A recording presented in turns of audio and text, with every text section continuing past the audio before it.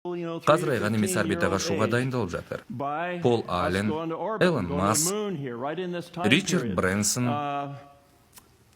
Джефф Безос, ансарилер отбасы, ресейліктердің суборбитальдық ұшу бағдарламаларын қаржыландырып отыр.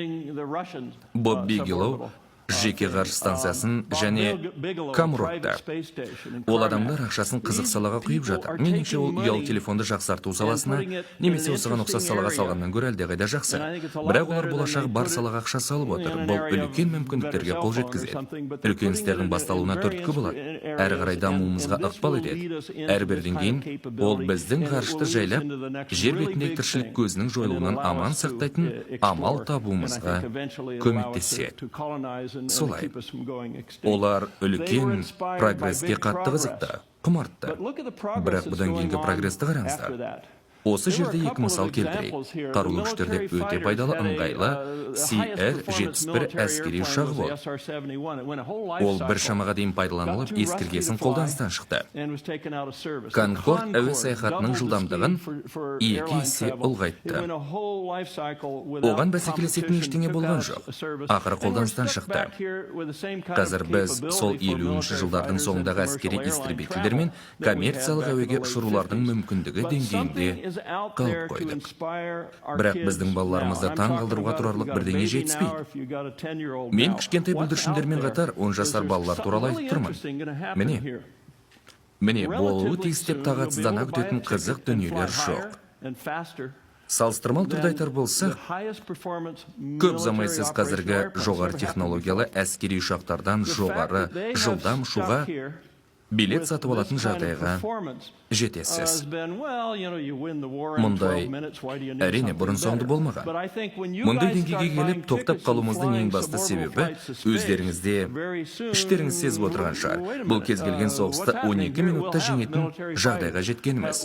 Одан зор не керек? Бірақ менің ойымша сендер жігіттер билет сатып ала бастағанда бізде суборбиталь деңгейде ұшалатын әскери ұшақтар болады, көрдік тұрмыз. Көп ұзамайды. Ең қызығы, мұны байқап көретін ізашарлар, олар бизнесмендер болады. Мейлі, мен жаңа ғарыштық бәсекені тағатсыздан өтем. Ендеше оған тез жетейік. Естеріңізде болса 60-шы жылдарда ғарышты игеруге бәсекелестік таза мемлекеттің абыройын асқақтату мақсатында жүр. Сол кезде біз екі маңызды дүниені ескермей жоғалтып алдық. Біз техникалық тұрғыдан жоғалтқан жоқпыз. Біз орбитаға жүк шығаратын техникалық құрылғымыз болғасын, Вон Браунды аттандырдық. Сіз дауласарсыз, бірақ бұл техникалық сәтсіздік болған жоқ. Спутник техникалық сынақтың сәтсіздігі болған жоқ, бірақ бұдан беделімізге нұқсан келеді. Америка. Әлем Американың технология бойынша көшбасшы емес екен деп ойлап қалды, және бұл өте күрделі жағдай болды. Сосын біз Гагариннің соңынан іле-шала 1-2 аптадан кейін Аллен Шепардты ұшырдық.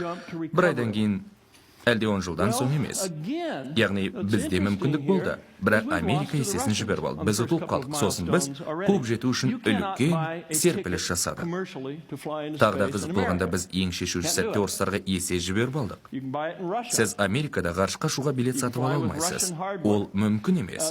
Сіз оны Ресейден сатып аласыз. Сіз ресейліктердің аппаратымен ұшасыз, өйткені ресейлік ғарыш бағдарламасында қаржы қат. Олар ана жерден бір, мына жерден бір 20 миллион алып, бортқа тағы бір жолаушы қосқаннан шалабайып қалады. Бұл пайдалы. Бұл ғарыштық туризм ретінде қалыптасып келе жатыр. Олар Аполлон 8 айналып өткен сияқты айда айналуды ұсынады. 100 миллион көк қағаз. Ақысын берсе, боксын шығарады. Айға аттануға дайындала беріңіз. Бірақ сізге сонау 60-шы жылдары ғарышты игеруге бәсеке ұшып тұрған кезде, орыстың аппаратымен айға ұшу үшін билет сатылады екен ау деп ойлап көрдіңіз бе? Орыстар өздерінің жетілдірілген кемел аппаратымен айға барғанда ғарыш кемесінде орыстар болмайтын ойыңызға кіріп шықты ма? Бәлки ол Жапон немесе Американ миллиардерлері болатын шығар. Бұл өте қызық жағдай. Шын мәнінде өте қызық жағдай. Бірақ біз қалай болғанда да олардан аз түсуіміз керек. Егер мұны жүзеге асырсақ, өте пайдасы зор жекеменшік ғарышқа ұшу индустриясы дамиды. Біз біріншіміз бе, соңымыз ба маңызды емес. Негізінде орыстар Конкордтан бұрын жылдамдығы дыбыстан да зор ұшақты қолданысқа енгізген. Сол кездің өзінде олар бірнеше жүкті тасыды, кейін доғарып қойды. Меніңше, сіз коммерциялық қызметтер ұсынылған жағдайда салыстыра аласыз. Солай ғой. Жарайды, біз тек адамның ғарышқа ұшуының коммерциялық тұрғыдан даму туралы айтып отырмыз. Осы кішкентай ғана көріністен НАСАның қаржыландыруымен салыстырғанда ғарыштық ұшуларды қаржыландыру 2020 жылға қарай 5 есе ұлғаятынын байқауға болады. Қазірдің өзінде 1,7 миллиард инвестиция ақш үкіметінен емес, басқа жақтан түседі. Бұл әлемдік инвестиция. Егер сіз Google-дан іздеп көрсеңіз, осы соманың жартысын көресіз. Ал мұнда сіз нақты қызметке жұмсалған бұдан 2 есе қаржыны көрсетіп отырмыз. Қалған жартысы келесі жылдарға бекітілген. Жоспарланған шулардан түсетін ақша. Бұл әжептәуір көп. Менің болжамша, мұның пайдасы шаш етектен. Тіпті сіз әр адамды $200 мың ұшырсаңыз да, оған кететін шығын оның тек 10-нан 1-ін құрайтындай болады. Тағы бір болжамша, бұған салынатын қаржы салық төлеушілердің НАСА бағдарламасымен жасалып жатқан пилотты ғарыштық ұшуларға шығындалатын қаржысының жартысына да жетпейді. Сеніңіз, жартысына да жетпейді. Оны мұна мен айтып тұрмын. Әр салынған доллардың тиімділігі 10-15 есе жоғары болады. Маған сеніңіз. Бұл нені білдіреді дейсіз ғой? Адамды ғарышқа ұшырудың жетістігі НАСАның ғарышқа адам ұшыруынан құралатын бюджетінен 5 есе артық болады. Өйткені бұл біз, бұл жеке индустрия. Бұл жеке индустрия. Мұндай істі қолға алсаңыз, сіз өкіметке жалтақтаудың қажеті жоқ. Біз оны жылдар бойы жасап келеміз.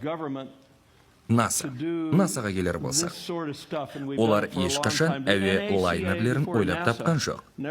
Әрі оларды ұшырып та көрмеді, бірақ НАСА ғарыш кемелерін жасайды, және қай уақытта ғарыштық линияларды жүзеге асыра алады. Жарайды, біз оны шетке ысырып қоямыз, өйткені біз мұндайдан қорқамыз. Бірақ артқа көз салып, 2004 жылы маусым айында не болғанын еске алып көрейікші. Біздер үркердей топтың қолынан қандай ауқымды келетінін көрсеттік. Ол кезден бері талай нәрсе өзгерді. Жақсы, рахмет.